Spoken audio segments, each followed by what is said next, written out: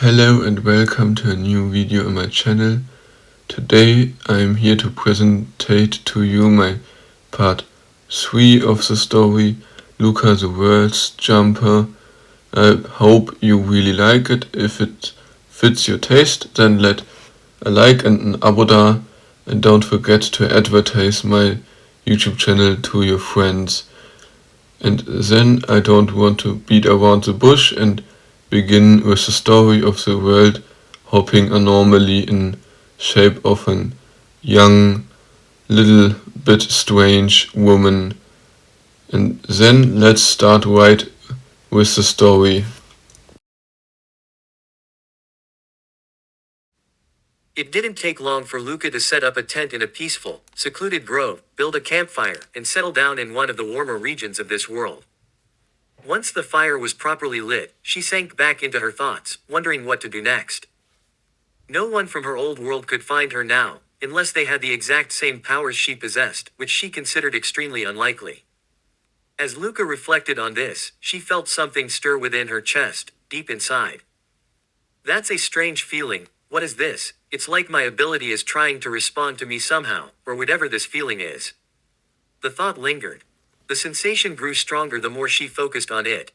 It was as if her ability was trying to communicate with her emotionally, conveying that no one else could access this energy. It felt not just like she had access to this strange, whitish burning energy, but that she had administrator rights over it. It was as if the energy itself was letting her know. She is the only one in all of creation with access to it. The feeling that there were no other versions of her, no alternate variants, felt fixed, unchangeable. Not like the physical laws of this world, which she had been able to bend and bypass to enter this reality. No, this felt like something higher, stronger. A cosmic law that could not be broken. Or maybe, a law that was deeply bound to her spirit or her power. God, this is weird, and I'm tired. I'll think about it tomorrow. Luca sighed. She began undressing, finding it too uncomfortable to sleep with clothes on. Crawling into her sleeping bag inside the tent, she could hear the soft crackling of the campfire and see its flickering glow. Birds chirped in the distance, and the scent of damp grass filled her nose. To stay safe, she programmed her ability with a simple trigger. If she felt in danger or experienced pain, she would instantly teleport over the North Pacific Ocean. Her ability could handle more complexity for now, but one emergency trigger was possible. As Luca shifted in her sleeping bag, she felt the awkward pull of her chest and thought a bra might be useful, but wearing one would ruin the freeing sensation of being nude. At least her breasts were fairly firm and not absurdly huge like in those ridiculous anime, where gravity seemed to forget its job. The plastic of the sleeping bag pressed against her skin as her mind wandered again. There was always some risk. Her teleportation wouldn't help against something that attacked at light speed. Even if the trigger saved her, something like a bullet could still kill her before she escaped. But based on what she had learned today about this world, the chances of someone showing up way out here, armed and dangerous, were very low. At least there don't seem to be any major supernatural forces in this world, or any large number of people with powers. I haven't found a single mention of them online. She thought. Kind of weird that there aren't any real artificial intelligences either. Whatever, I'll just build one myself and let it search the internet for me. Sleep crept up on her, lulled by the sounds of nature and the freedom of her naked body. It was a mix of sensations that made the moment so pleasant, the touch of the sleeping bag on her strong, toned skin, and the calming sounds around her. She was sure she'd seem strange to others, but then again, it didn't matter what others thought. I probably embody more than one of the 7 deadly sins: pride, envy, lust, something like that. Well, I guess I'm not a good person. Whatever, I am who I am, and that includes my lust. She thought as she drifted into sleep. This is the warning. The next short part of the story might have a little bit erotic content. Not much, but that is the warning you get. Warning. Sensual scene when the chirping of birds wakes Luca the next morning. For a fleeting moment she thinks she's back in her apartment, ready to resume her life. Her hand instinctively reaches for a computer that isn't there. A second later, reality settles in. She's not home. She's in a tent, in a completely foreign world. As Luca climbs out of her sleeping bag, she notices nothing unusual in her surroundings. Completely alone, with no one anywhere nearby, she figures there's no reason not to indulge herself a little. Nothing in her life right now is urgent, so she sees no reason to deny herself this simple pleasure. There's something thrilling, almost electric, about the thought that someone might come by and hear her moaning. That very thought sends a tingling shiver through her. But the rational part of her mind reminds her how impossibly unlikely that is. The chances would be about as high as a comet striking her tent. Not that she's an expert in probability, or astronomy. Luca rolls her sleeping bag aside, now fully out of it, and lies down on the soft, inflated air mattress. Slowly, she begins to run her fingers across her skin. A cool shiver travels down her spine and settles into her lower belly, full of anticipation for what she's about to do. As she places a finger in her mouth, moistens it with saliva, and traces it gently along the lines of her abdominal muscles, another wave of tingling warmth rushes down her back, settling deeper, where heat and dampness are already starting to build. Exploring her own body further, Luca can't help but admit, it's exhilarating to do this so out in the open. Not in public, strictly speaking, but still exposed in a way that excites her. In that sensual moment, an unexpected thought drifts into her mind. How do men control their urges? She wonders whether it's normal to give in to desire so easily like this. Then again, there's no one around to be disturbed by it. So why not? Time seems to melt away as her hands wander, one cupping a breast, the other slipping lower between her thighs, getting to work. A few moments later, soft moans rise from within the tent and spill faintly into the air outside. The rhythm continues, stretching out into long minutes, until Luca reappears out of nowhere beneath the waterfall, drenched and rinsing herself off. Even though she can tolerate her own scent, even when sweaty and dirty, she knows others probably couldn't. With a thought, the air around her shimmers like heat waves above a campfire. She recalls her tent, and with a soft pop, she's standing in front of it again. Inside, the only sign left of her half hour of pleasure is the damp spot in the bedding. Silent evidence of how much fun she'd just had. As Luca gets dressed, a thought crosses her mind. This clothing doesn't feel as comfortably revealing as just wearing underwear or a simple loincloth. Do I just like being naked? Or do I like being seen naked? She wonders, unsure whether the thrill lies in her nudity itself or in the idea of exposure.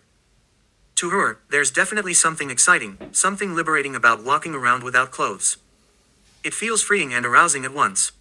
Wearing only underwear, she muses, still feels too much like being dressed. Thinking about it, I guess wrapping a bit of cloth around my chest and wearing a loincloth feels more like freedom, more skin exposed than with regular underwear. That's really exciting. But why do I enjoy this so much? She thinks, imagining herself clad in just a loincloth. She pictures the amused, hungry looks men would give her. Those lustful glances would probably look cool. With a small shake of her head, Luca forces herself to focus on what truly matters, her ability to travel through the multiverse. There are several models of the multiverse, and she's unsure which one might actually apply. On one hand, there's the many worlds theory, the idea that every decision that has more than one possible outcome creates multiple worlds. But somehow, I just don't feel like that's entirely true. Then there was that weird mathematician who claimed that reality is based on mathematics, that realities are built from mathematical structures. No. That feels off too. That can't be right, Luca thinks, slightly confused, as she prepares her breakfast over the newly lit campfire. I get the sense that none of the multiverse theories fully fit.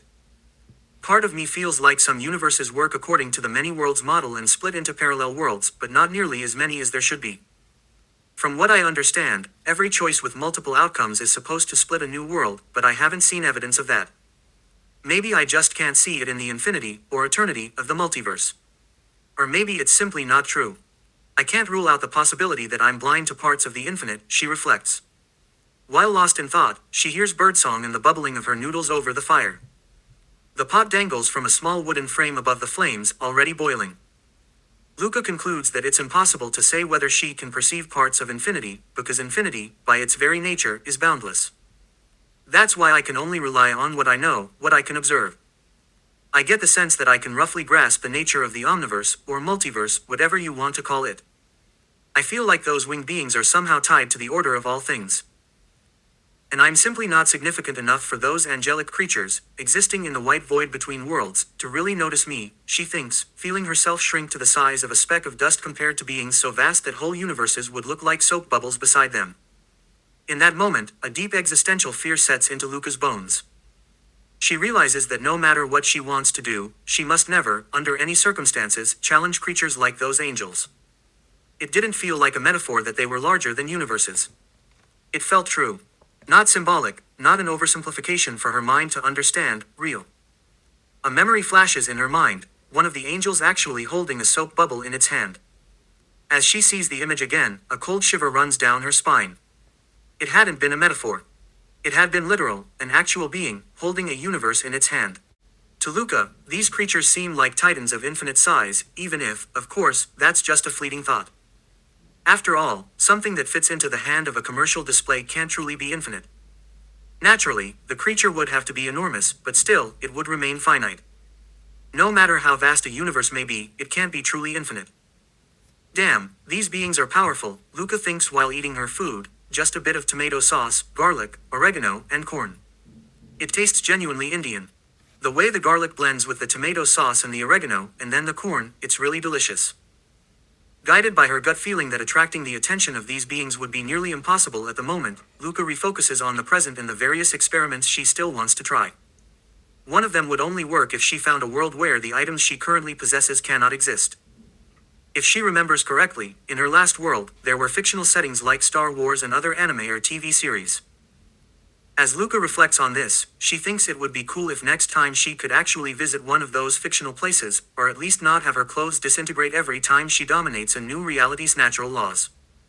It's seriously inconvenient that every time I override a world's physical laws to stay in it, all my clothes get vaporized.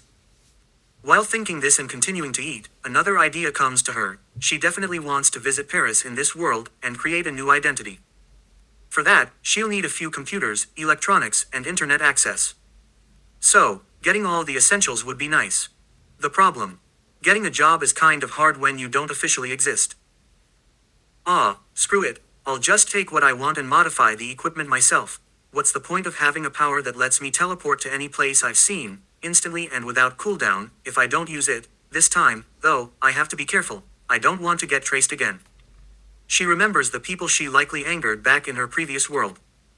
First, she grabs a costume from a Comic-Con somewhere in the US, just something she spotted quickly. With another thought, she teleports into a US bank, steals some gold jewelry, and then with another jump, into a European bank, where she grabs a few €100,000 in cash. Then she's back at her campsite. I'm seriously not a good person, so greedy. If I don't keep my emotions in check, I'll probably end up in the same mess again. Whatever, I'll just be more careful. And really, who's going to catch me if I don't even try to live a normal life? I'll just take what I want, guns, everything, and anyone who gets in my way or tries to attack me, they'll have to deal with me. I'm not backing down. Acting on a sudden impulse, Luca spends 2 hours searching for a suitable cave, and she actually finds one. Large, with a few small openings for fresh forest air, but none big enough for a human to crawl through. With a little effort, the place could turn into something beautiful. It's in this moment that Luca truly understands why so many villains in fiction use caves as hideouts. It just feels so damn cool and dramatic. The one advantage she has over all those fictional villains. She's not stupid. She'll only enter her lair via teleportation. She considers it astronomically unlikely that anyone in this world could detect her teleportation. So far, she hasn't seen any signs of supernatural abilities or advanced tech capable of tracking spatial fluctuations. Time passes. Afternoon comes. Luca checks the map on her newly stolen and modified smartphone. She looks up the weather in Paris, and above all, tries to find out more about the city. Previously, she hadn't really bothered learning anything about Paris. Her only research had been about whether there were any signs of supernatural events or large concentrations of people with powers. But what she finds now isn't just confusing, it's downright weird. She sees photos, images, of two characters who, in this world, apparently aren't as fictional as she thought. What the hell are Ladybug and Cat Noir doing in Paris, in this world? Is this seriously the world of Miraculous Ladybug? How is that even possible? I thought I'd searched thoroughly enough. And now here they are, two heroes who, honestly, seem kind of dumb. Sadly, I've never really watched that show, or I'd know more about how this world works. So fictional worlds do exist. That's disappointing. I wish I'd done more research beforehand. The only thing I know is that these are the characters I saw on a thumbnail back in my home world. They look a little younger here, and their appearances are slightly different, so I guess not everything is identical. She thinks this, surprised, as she stares at the photos of two living, breathing superheroes. As Luca sits in the cave on a stolen sofa, her gaze drifts absent-mindedly to a picture of Ladybug and Cat Noir. A strange thought crosses her mind. That can't really be that hard, right? Why has no one ever thought to run an AI to figure out their identities? I wonder how long it would take me to find out who they are. But then another, even weirder thought hits her. Now that I think about it, why does no one find it suspicious that Ladybug and Cat Noir only operate in Paris? Why do all the other countries just ignore their existence like it's no big deal? And why are there no superheroes anywhere else in the world besides Paris? That's really weird. Luca frowns, puzzled. It becomes increasingly clear just how strange this world truly is. Everything around her, the cave, the air, the map, even the tech, feels too real, too detailed compared to the cheap thumbnail of that animated series she vaguely remembers. She realizes she needs to figure out exactly who Ladybug and Cat Noir are, and what the actual plot of that show is. Sure, she could try to jump back to her home reality to look it up, but she can't guarantee that this version of the world really matches the fictional series. For all she knows, this version might have taken a very different turn. With a shrug, Luca decides she has better things to do with her time. She spends the rest of the day setting up a power generator and a computer, then starts modifying the hardware. The tech in this world is, surprisingly outdated. But Luca makes the best of it. She watches with mild satisfaction as her hands move quickly and efficiently across the wires and components. This, right here, is one of her greatest passions, tinkering with electronics and pushing machines to their limits.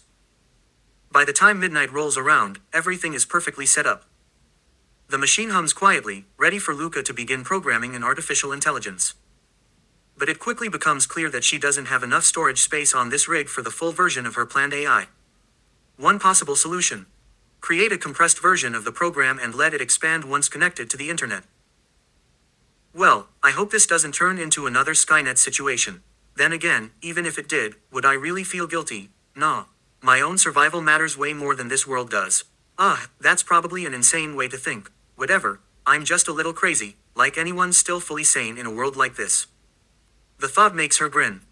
The next morning, she dives into the programming work. Hours pass in a blur. Her stomach growls before she even notices how late it's gotten. The damp air of the cave wraps around her as she stretches, muscles sore from hours hunched over the keyboard. With a thought, Luca teleports out of the cave and back to her tent, still pitched and not yet packed. With a shrug, she gathers a few pieces of firewood from the forest and gets a small meal going. While the food cooks, she strips out of her clothes and teleports anything unnecessary back into the cave, for later use, just in case. Now, all she's missing is a table. What did I use as a table yesterday? I don't think I had one. Screw it, I'll just grab one now. A thought later, and she returns with a simple wooden table. Finally, she can enjoy her food properly. She's grateful for the cushion under her butt and the loincloth that covers her front, makes it much easier to sit without her bare skin touching anything dirty. And in that moment, bare, wild, eating at a stolen table beside a fire, Luca feels a strange kind of peace. A little crazy. A little dangerous. But alive. Thinking about it now, I really do get the feeling that I'm kind of weird. I mean, I wouldn't have a problem killing someone if I were in danger, and knowing myself, I probably wouldn't even hesitate. But that's not all. I also probably wouldn't care about running away, no matter how dangerous the situation is or who else gets put at risk because of me. And I'm incredibly greedy. Anything that looks cool or pretty, I'd want to take it immediately. That's what Luca thinks as she realizes she strongly embodies 3 of the 7 deadly sins: pride, lust, and greed. Well, life would be pretty boring if I were some goody two-shoes like Harry Potter. She thinks that, finishing off the last bites of her breakfast. A few stray thoughts and some short-range teleports later, everything's cleaned up. Luca quickly gets dressed again. While she enjoys the sensation of being naked, walking around like that in Paris would be pretty useless or even counterproductive. Drawing too much attention in a crowded city just isn't smart. Strutting around naked in her villain lair when it's warm enough. That's perfectly fine. She used to do the same thing back in her home reality. With a shrug, she glances at her computer screen and sees that her artificial intelligence is almost fully generated. One more thought, and she teleports straight to the top of the Eiffel Tower, standing right at the peak, peering down. The height doesn't feel threatening, it feels exhilarating. When she loses her balance and starts to fall, she instantly teleports to a metal beam just below and manages to stabilize herself, though it's still a bit wobbly. She finds it a bit sad that she's never been to Paris before. But then again, she'd just never really paid attention. Not even in her home reality had she ever visited. The city of love never appealed to her, especially since she's never been particularly interested in love itself. The Eiffel Tower is nice to look at, sure, but it never struck her as especially attractive. Still, she's glad she followed her impulse to visit Paris this time. Now that she thinks about it, though, it was kind of a strange impulse. Who cares, I'm in Paris now. Weird impulse or not, it's nice here. I wonder if Paris looks the same in other realities, but based on what I've seen of the multiverse so far, versions of Paris in nearby realities are probably almost completely identical. The farther I go, the more different Paris would be. And since Ladybug and Cat Noir are major figures in this world and seem incredibly important, I'd guess most neighboring realities also have them as central characters. But what should I even call that, when an entire reality revolves around one or more people? Calling them protagonists sounds too much like we're talking about stories, but these are actual realities. I think something like, Nexus Being, sounds way cooler. They're like the nexus point of their world. But now that I think about it, why the hell do I keep stumbling across random new worlds? How does my ability to search the multiverse even work? If nearby worlds are always so similar, am I just hopping around totally at random? Maybe instead of flipping through my mental multiverse catalog aimlessly, I should try searching by specific parameters. That might make it easier, definitely a huge upgrade to how I use my power. As Luca's eyes wander across the Paris skyline, she almost misses it. Two figures leaping from rooftop to rooftop. When she recognizes Ladybug and Cat Noir, her first thought is that they must be seriously dumb if they're always disappearing from the same places and showing up at the exact same windows to become their superhero selves. To Luca, all these so-called superheroes, from Marvel to DC to this reality, are just plain idiotic when it comes to keeping their identities secret. Tony Stark openly confessed he was Iron Man at a press conference, which Luca thinks is probably the dumbest thing anyone could do. Batman just changes his voice. And Superman. A pair of glasses. She honestly cannot comprehend why superheroes always seem to be cursed with a lack of basic logic. If I lived in this world, I'd probably figure out who Ladybug and Cat Noir are in a couple of days. It's painfully obvious who they are, especially when the same person always goes missing whenever the superhero shows up. Wouldn't take me long to connect the dots. Then she notices them heading straight toward the Eiffel Tower. Luca begins to wonder how these two heroes would react to her presence in their world. On one hand, they might assume she's a villain. On the other, maybe not. Either way, she doesn't care. With a thought, she teleports away from the Eiffel Tower and lands in a dark alley on the streets of Paris. Stepping out and merging into the crowd, she hears a fluttering noise, like a bug hovering too close. The sound grows increasingly annoying, and Luca realizes she has no desire to talk to Ladybug or Cat Noir. Mostly because they're both infected with that idiotic comic book logic, and their type of pure, self-sacrificing heroism is just exhausting. Acceptable. Maybe. But tiring nonetheless. Yeah, I could never be a hero. Whatever, I'll just enjoy my time in this world, build a little base in my lair, and let the heroes deal with their boring lives. The annoying noise doesn't stop. When she finally spots something moving in the air, she swats it away, and only afterward does she notice what it actually was, a strange-looking butterfly with black wings, crisscrossed by glowing violet cracks or veins. The dark creature dissolves into little particles, leaving behind nothing but a dead white butterfly. What the hell? Butterflies aren't supposed to do that. What's going on with this thing? Luca's brow furrows, clearly disturbed. How did you do that? The sudden voice of Ladybug catches Luca off guard. She hadn't sensed her presence at all. Luca flinches slightly, startled by the unexpected appearance of the heroine. What now? Smash a weird glowing butterfly? Aren't you supposed to do that with your hands or a fly swatter? Luca asks, visibly confused. That wasn't just any butterfly, that was an Akuma. What you did shouldn't be possible, Ladybug says as Cat Noir lands beside her with his staff. Luca looks at the two heroes, slightly puzzled, and wonders if they're just stupid or if they really don't get that insects are just insects. With a shrug, Luca turns away from them and decides to simply walk on. This blatant disrespect stuns the two heroes into silence. They've never been treated as if they were invisible before. Hey, I don't know how you did that, but an Akuma can't be destroyed by normal physical force. How did you do it?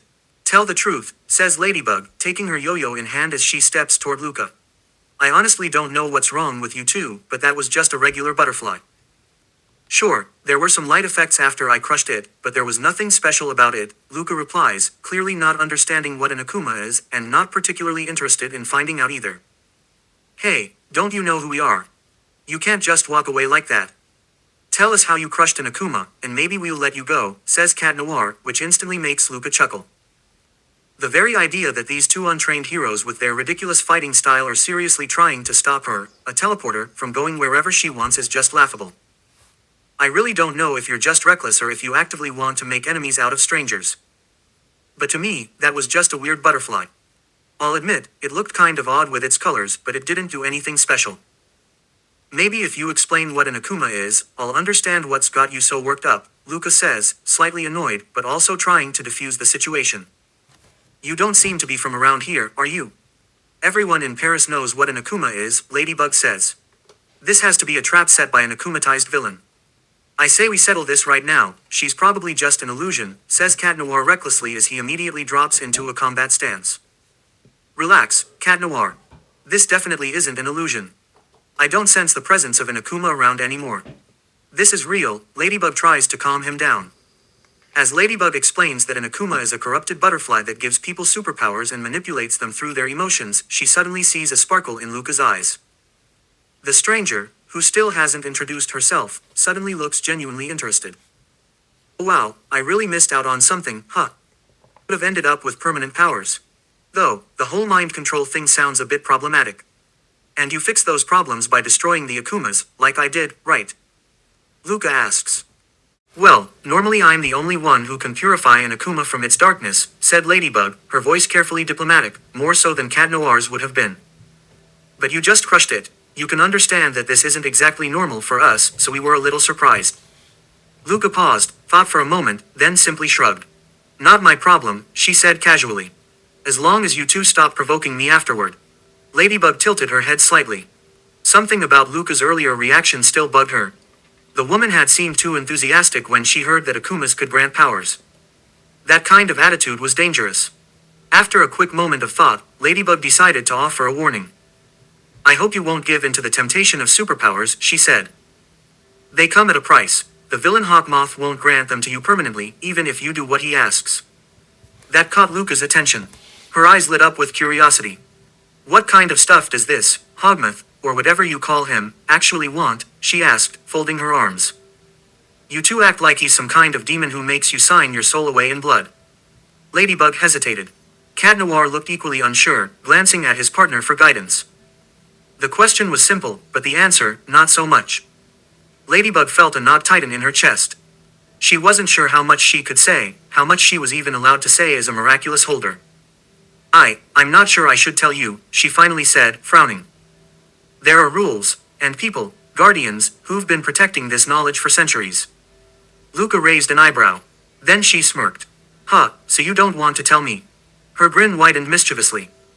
Well then, what else am I supposed to think, huh? Maybe he wants me to wear some tight little outfit and call him Master Hoggy while I polish his boots with my tongue. Or maybe he wants a bit more than that, maybe I'm supposed to pay for my powers with my body, yeah. Ladybug blinked, stunned. Even Cat Noir opened his mouth in sheer disbelief. Sorry to break it to you, Luca continued without missing a beat, her voice dripping with sarcasm, but if I ever offer that, it's on my terms and for fun, not because some creepy villain wants to get his rocks off in exchange for laser eyes or whatever. There was a moment of pure silence. Ladybug looked absolutely flustered, struggling to find the right words. It wasn't often someone threw that kind of language at her in battle, or anywhere, really. That's definitely not what Hawkmoth wants, she said at last, clearing her throat and trying to regain composure.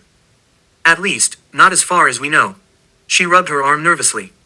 But seriously, I'm not even sure I can tell you what he does want. That knowledge isn't really mine to give. Luca tilted her head, intrigued. Well then, she said with a smirk, I guess I'll just have to find out for myself. Her gaze flicked between the two heroes. You've really piqued my interest, Lady Barconque Noir. But if you want a friendly tip, you might want to hide your identities a bit better. I mean, come on, it wouldn't be hard to figure out who you are. I could probably do it in, a weekend. She gestured dismissively. Your costumes are honestly kind of dumb. Then, without another word, she stuffed her hands into her jacket pockets, turned around, and walked off, leaving two stunned, speechless heroes in her wake. Cat Noir, ever impulsive, grabbed his baton and extended it as he moved after her. Her words echoed in his mind, especially that confidence, that utter certainty that she could expose them if she wanted to. It gnawed at him. But as he reached the spot where she had stood, she vanished. The air shimmered faintly. Then, a hand on his shoulder. An instant later, the world dropped out beneath him. Air whipped around him as he fell. A voice called out beside him. Hope you've got another life, kitty. Because if not, you're going to end up as a red smear on the ground, but then again. Luca's voice lingered in the high, cold air. You've probably got plot armor anyway. With a final pop of displacement, she vanished once more. As Luca rematerialized in the street before Ladybug, her hood was still pulled low over her face. Only her turquoise eyes stood out from the shadowed features beneath. What did you do to Cat Noir, villain? Ladybug asked immediately, on high alert with her yo-yo ready to strike. Nothing special, Luca replied casually. I just teleported him pretty far up. He should be landing down here in a few minutes. I doubt he'll die, though. I mean, you superheroes always manage to survive somehow, even in the weirdest ways. But if you'd like, I could bring him back down before he hits the ground. Not that I'm exactly thrilled at the idea of your friend attacking me again. He started it. As the tension between them grew, a tiny black dot appeared high above in the sky, barely visible at first, but quickly approaching. Well, would you look at that, there he is already. People really do fall fast. Whatever, I suppose I'll go fetch him real quick. With that, Luca vanished in the blink of an eye. A few seconds later, she reappeared, this time holding a very ruffled and dazed Cat Noir in her arms. Her hood had now fallen back, revealing a helmet that fully obscured her facial features. Here you go, told you I'd save your partner. She dropped Cat Noir unceremoniously to the ground. He lay there for a moment, still in shock, before suddenly springing up and trying to strike back. Just as he shouted, "Take this!" Luca appeared behind him and smacked him on the back of the head. Stop announcing your attacks out loud, you idiot. You'll never beat anyone with even a hint of common sense if you do that, you moron. Luca's tone was a mix of irritation and confusion as she looked down at him. You'll see, I'll get you eventually, villain, you're probably already akumatized. That whole thing before was just a trick. Cat Noir's voice was firm and serious. But Ladybug quickly held him back, wrapping her yo-yo around him before he could launch another attack. A deep sense of unease crept over her.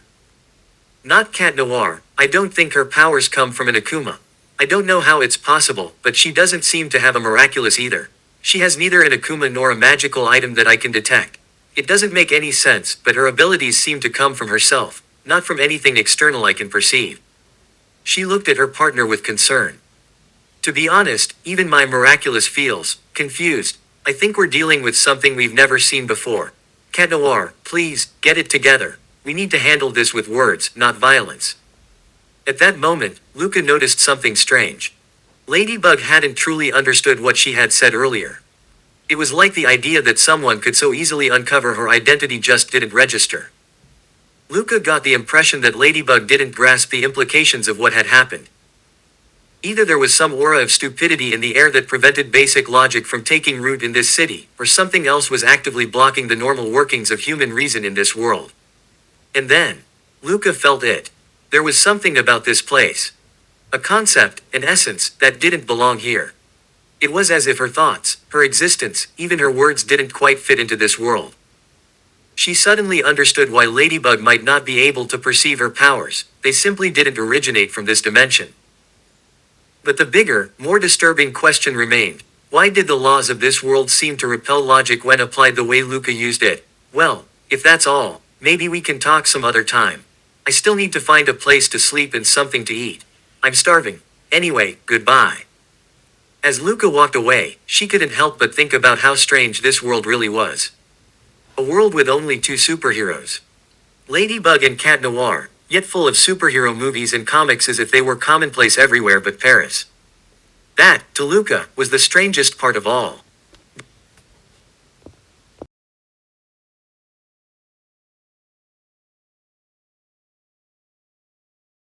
And that's it for today. I hope you liked it. I hope we see you in the next part again. And then if you now click on the left side of the screen, you see the link to the newest video I uploaded, and then the right side of the screen you see the link to the YouTube playlist of the story. Until next time, goodbye and take care.